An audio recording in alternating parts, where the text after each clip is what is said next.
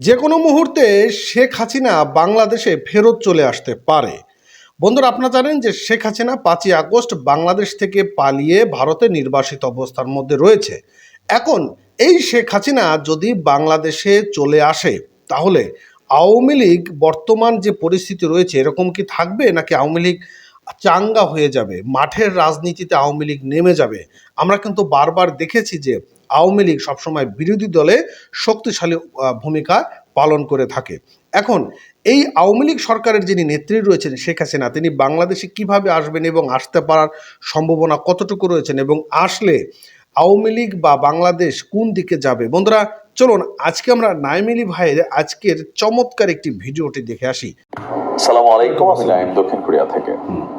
এই মুহূর্তে ভারতে পলাতক আছেন বা নির্বাসিত আছেন শেখ হাসিনা, সাবেক প্রধানমন্ত্রী শেখ হাসিনা। আচ্ছা, আওয়ামী লীগের যারা নেতা কর্মী আছেন, আপনারা মোটামুটি একটা সুসংবাদ না দুঃসংবাদ আমি জানি না এটা কোন সংবাদ হবে, শেখ হাসিনা যে কোনো সময় বাংলাদেশে আসছেন। তবে তিনি তার নিজের ইচ্ছায় আসার চেয়ে, যেটা এই মুহূর্তে ভারতের সংকট দাঁড়িয়েছে, যে বাংলাদেশের সাথে কূটনৈতিক সম্পর্ককে ঠিক রাখতে হলে আদালত যদি নির্দেশ করে বসে, অলরেডি নিয়ে প্রসিডিং চলছে, ভারত থেকে শেখ হাসিনাকে বাংলাদেশে ফেরত আনা হবে।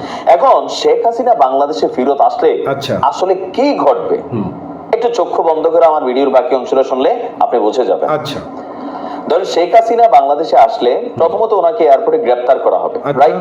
ওনাকে গ্রেফতার করা হবে, মিডিয়া কাভারেজ উনি পাবেন। আচ্ছা, তারপরে কি হবে? ওনার বিচার হবে, জেল হবে। আচ্ছা, খালেদা জিয়ার সাথে যা ঘটছে, আমি এইটাই অনেক ভিডিও বলছিলাম যে খালেদা জিয়া হয়তো একজন কাজের মহিলা পাইছিলেন, শেখ হাসিনা হয়তো ওইটাও পাবেন না। কিন্তু আরেকটা ভিন্ন চিত্র আপনি দেখতে পাবেন।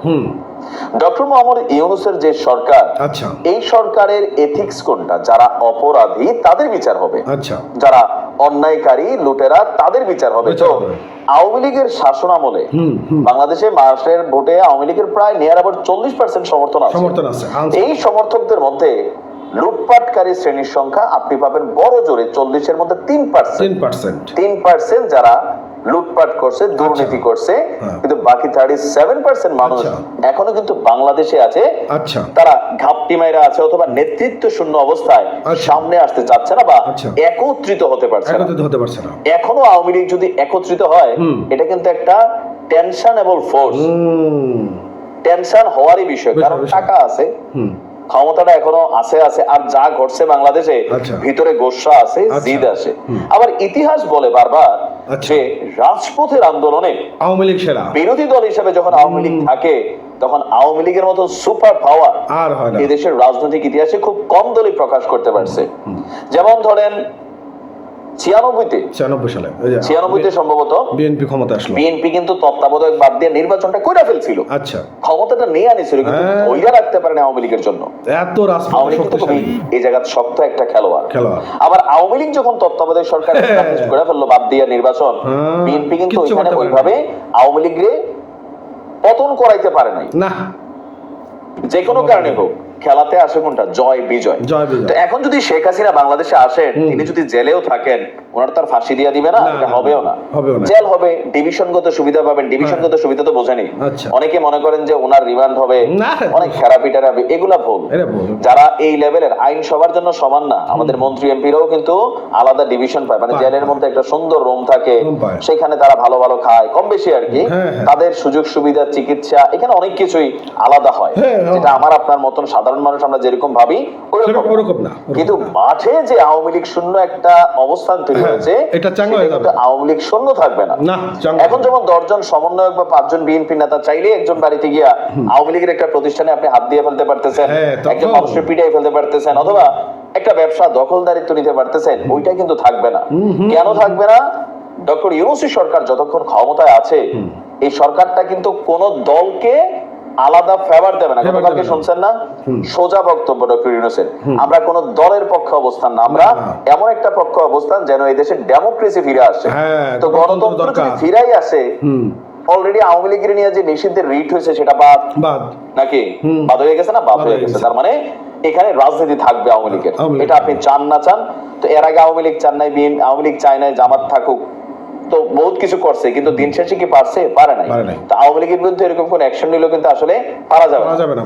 ডক্টর ইউনূসের সরকার থাকাকালীন 2 বছর 3 বছরের জন্য তিনি যদি থাকেন, তাহলে আওয়ামী লীগ রাজপথে আবারও শক্তিশালী হবে, এমনকি আগামী নির্বাচন আসতে আসতে তারা নির্বাচনে একটা শক্তিশালী দল হিসাবে ভূমিকা রাখবেন। এটাতে ঝামেলায় পড়ে যাবে জামাত কেন ঝামেলায় পড়বে?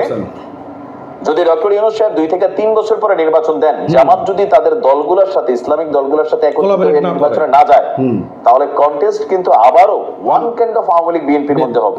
রাইট। দ্বিতীয় আসনটা জামাতও পাইতে পারে, বিএনপিও পাইতে, আওয়ামী লীগও পাইতে পারে।